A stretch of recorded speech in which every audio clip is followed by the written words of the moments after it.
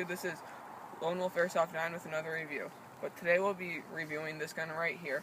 This is just the shooting portion of it. As you might have seen me have the unboxing review of this on my channel. The reason I removed that is because I had to edit out a lot of parts of it. So I thought I would make a new review to show you guys everything good about it. But this is not the normal review. Today we're just going to be doing a shooting review. So let's just start off with the outside. The outside is constructed of full polymer, just like the real gun. But this is not your average airsoft polymer. This polymer is basically real gun grade polymer. I mean, if you guys can see right there how thick that is just one piece, and that is how thick it is throughout the gun. So the metal parts on this gun are all of the internals, of course, or everything that can be metal, and also the rails are metal, and all the pins and everything. So yeah, it is completely ambidextrous, just like the real G36.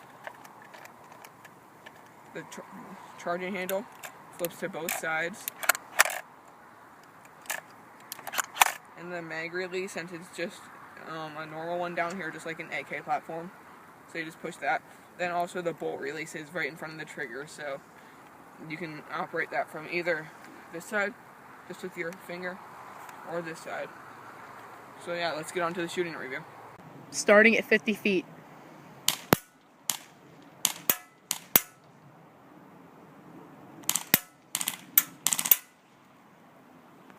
Okay, now we're at 75 feet.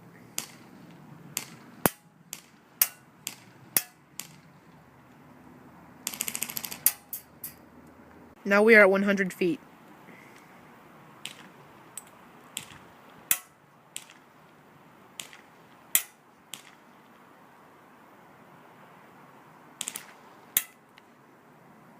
Now to wrap up this review, let's just talk about what you guys just saw in the shooting.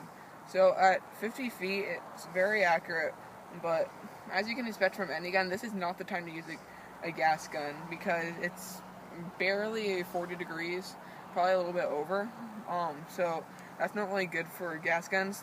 The best time to use them is in about 60 to 70 degree weather. So this is more definitely a summer gun if you're looking to get a gas gun though. At 50 feet is very accurate. A couple shots that missed, but then full auto wasn't the most accurate. Once again, because of the mag cooldown rate.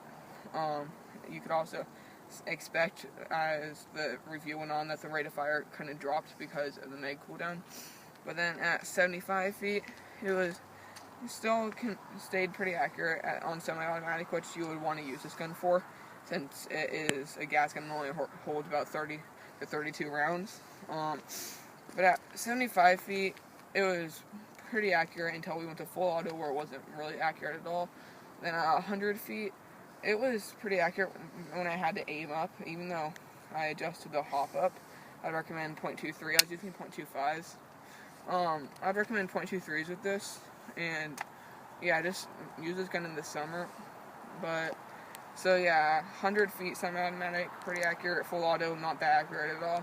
The BBs just started dropping at closer distances to me. So yeah, but something that's pretty cool about this gun is this gun, unlike a lot of WE guns, is this gun actually doesn't have the brass bolt right there. This is the new version, so you can actually see into the chamber. But just like any other gun or gas gun, except for some other guns, is this one has the half travel bolt, which means that the bolt doesn't go back all the way when you shoot it. It just goes back enough for the gas to go, or for a bolt to cycle in, so it goes back about halfway, except on the last shot. So yeah, it has really nice crisp blowback though. That was it right there, and that's it locked back. But the bolt release is pretty hard to release. I mean, it's loosened up over time. And another cool thing about this is, since the G36 is kind of a CQB gun, you can fold this, even though a lot of people really recommend this for traveling.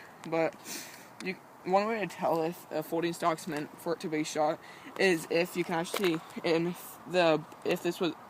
if this had shells coming out of it every time you shot, if they would get in the way. So you can see that how the bolt is open right there. So this gun is meant to be shot for CQB.